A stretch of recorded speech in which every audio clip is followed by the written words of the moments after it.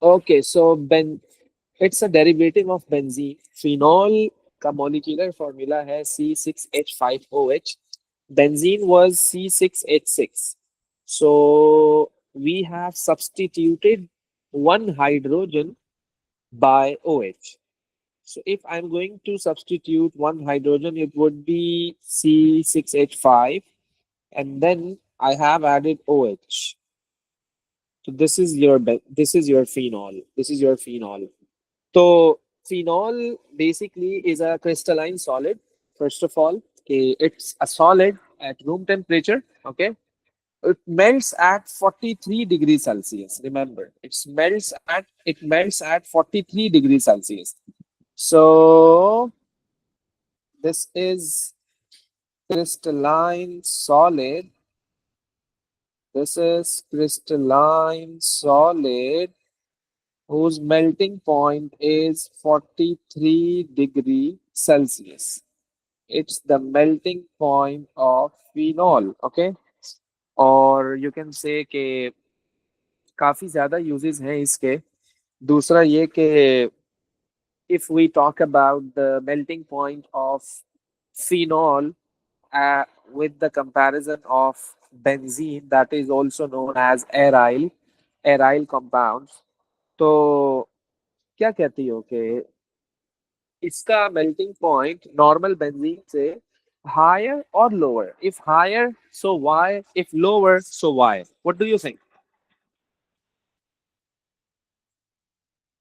Any idea about that? It will be for phenol. It will be lower, So you are saying that benzene's melting points are lower than phenol. no higher than phenol, Why? because it doesn't have an OH group attached to it, so it's more stable. नहीं नहीं नहीं नहीं नहीं. असल में देखो, melting point का stability से कोई लेना देना नहीं है, याद रखना पहली बात तो. Basically it's all about it's all about the intermolecular force. Remember, so OH is going to make hydrogen bond with water, you know. So when it's going to make hydrogen bond with water, so ultimately I can say that okay, phenol is having higher melting and boiling point as compared to the normal benzene and that compounds. So the reason क्या है? The reason is that it's going to make hydrogen bond with water. It's going to make hydrogen bond with water. Okay? So uh चलें, ये तो decide हो गया भाई कि ये इसका मेल्टिंग पॉइंट जो है वो हाई है. ओके. दूसरा ये इसकी सॉल्युबिलिटी की अगर मैं बात करूं, इसकी सॉल्युबिलिटी की अगर मैं बात करूं, so it's insoluble in water. It's so interesting concept कि why this is insoluble until or unless it's going to make hydrogen bond. The thing is that this is the ring which is non-polar. This ring is non-polar. तो non polar जो है ना वो solubility में resistance create करता है. It's non polar part. So water is a polar species. So polar dissolves polar, like dissolves like. It's a concept. Like dissolves like. Polar polar में dissolve होता है, नॉन पोलर में dissolve होता है. It's a simple concept. Polar polar में dissolve होता है, non polar में डिसॉल्व होता है. तो मसला ये है कि भाई आपके अंदर बहुत अच्छाइयां हैं, आप बहुत अच्छे हो, आप 5 वक्त की नमाज पढ़ते हो, आप हर काम करते हो, but the thing is that एक बुराई है भाई, आप लेट उठते हो, आप लेट नाश्ता करते हो. बस अम्मी की नजर में अगर आ गए तो बस वही बुराई सामने ही आती रहेगी, बाकी कोई अच्छाई नजर नहीं आएगी, सिर्फ एक ही बुराई नजर आती रहेगी और वो ये है कि भाई सुबह लेट उठते हो.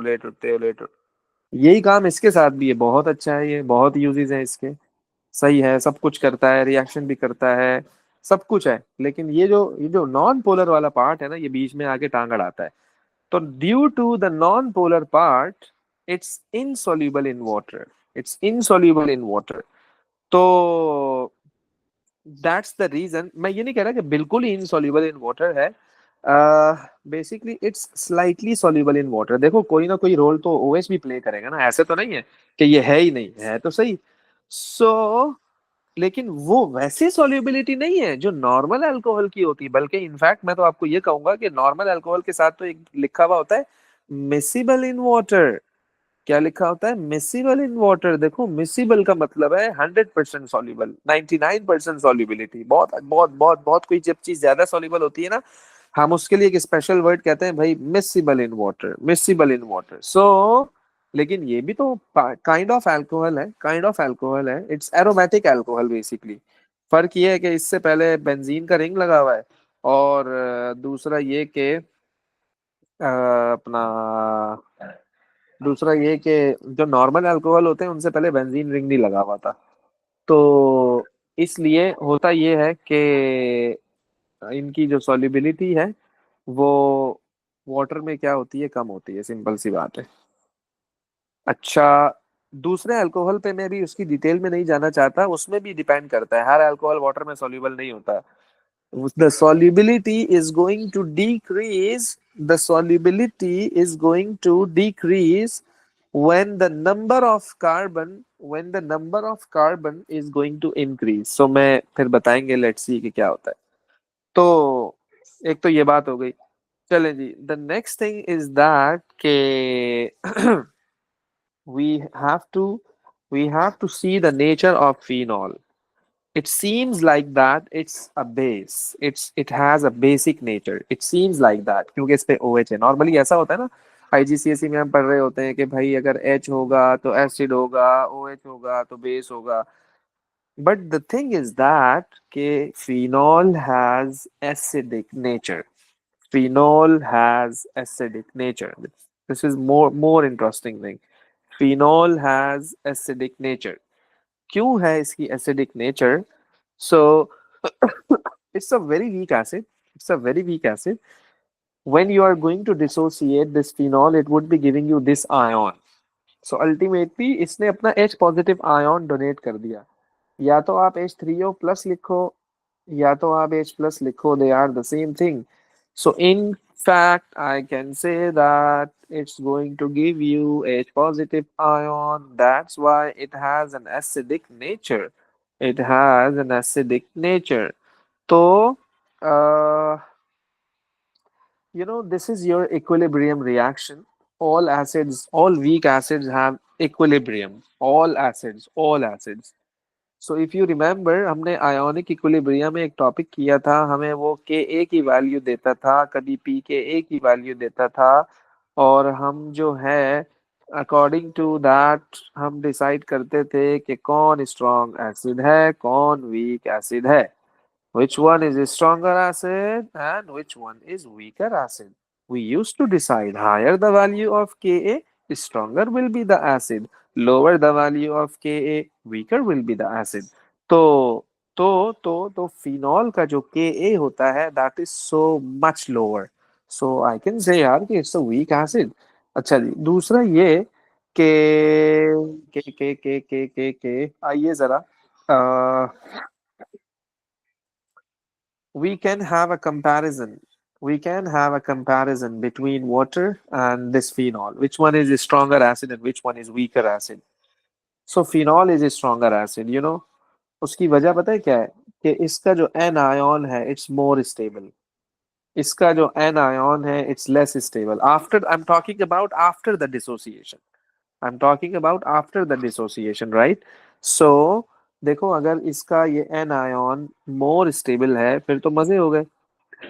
तो फिर तो it tends to be in the product side, it wants to like like वो ये चाहेगा कि यार वो प्रोडक्ट साइड पर ही रहे, क्योंकि स्टेबल है ना, उसको क्या जरूरत है वो दोबारा रिएक्शन करे, वो दोबारा रिएक्शन करे और दोबारा पीछे चला जाए, क्या फायदा, क्या फायदा, है ना।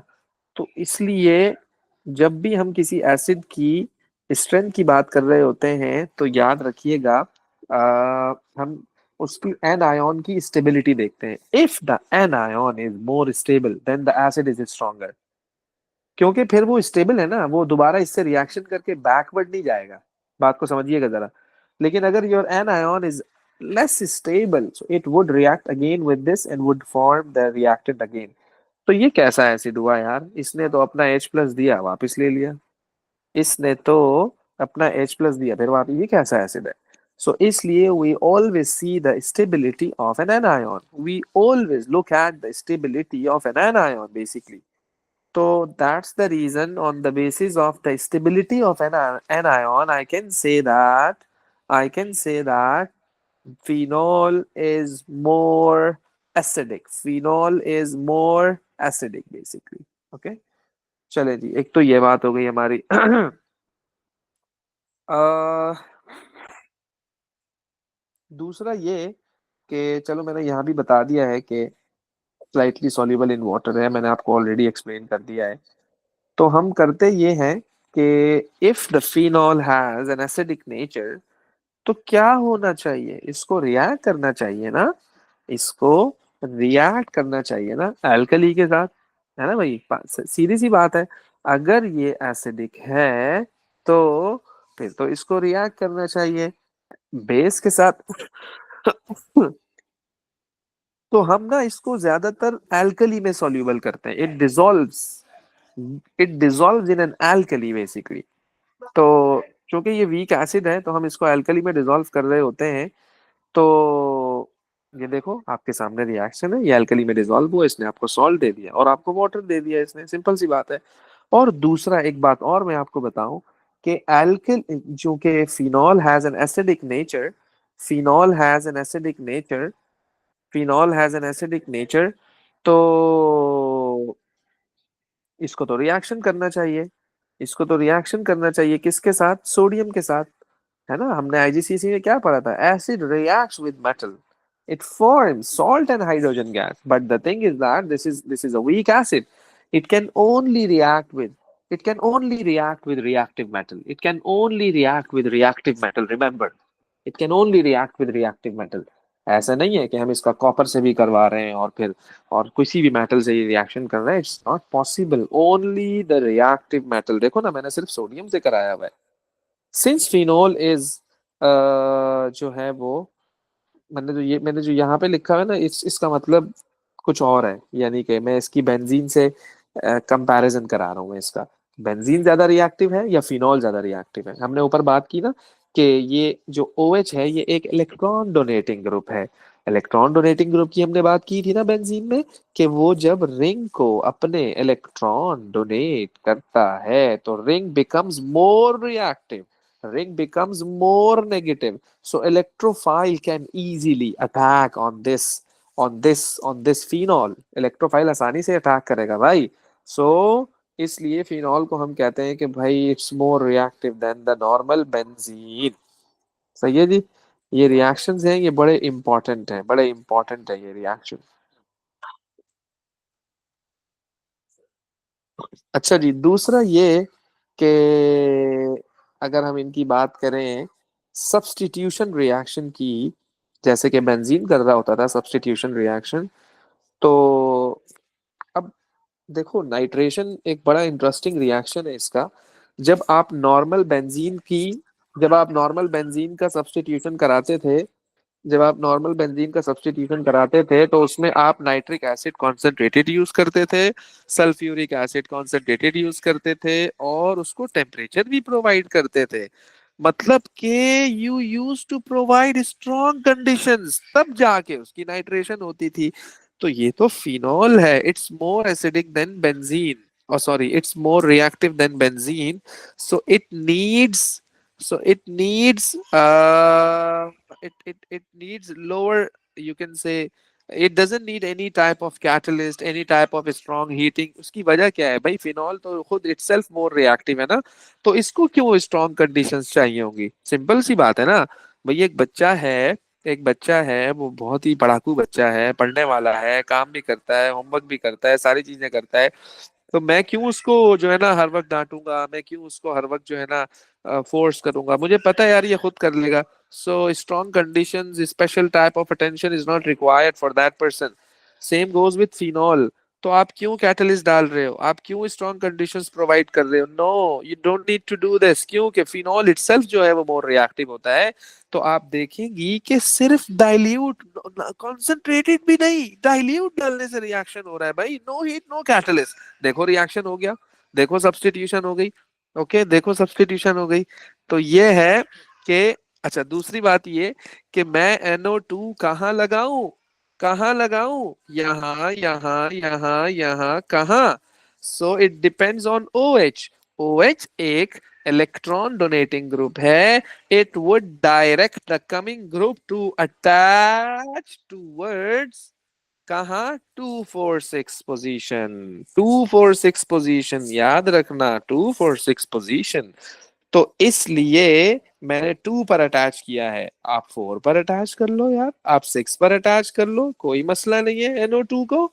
सो रिमेंबर के it would be giving you, अगर अगर अगर एक बात, एक चीज में और आपको बताऊं, if you are taking concentrated nitric acid, if you are taking concentrated nitric acid with concentrated nitric acid, so remember it would be providing you 2,4,6 trinitrophenol. Trinitrophenol कुछ इस तरह से आपको ये दे देगा। देखो कॉन्सेंट्रेटेड हमने यूज किया है ना, तो इसलिए तीनों पोजीशंस पर क्या आकर अटैच हो गया, NO2 ग्रुप आकर अटैच हो गया। तो ये देख लीजिएगा कि एग्जामिनर ने आपको उस टाइम डाइल्यूट एसिड दिया हुआ है या फिर स्ट्रॉन्ग एसिड दिया हुआ है, उसके हिसाब से हम अपनी प्रोडक्ट को डिसाइड करेंगे कि मैं सिर्फ एक जगह NO2 लगाऊं या फिर मैं तीनों जगह NO2 लगाऊं। बस ये देख लीजिएगा उस टाइम।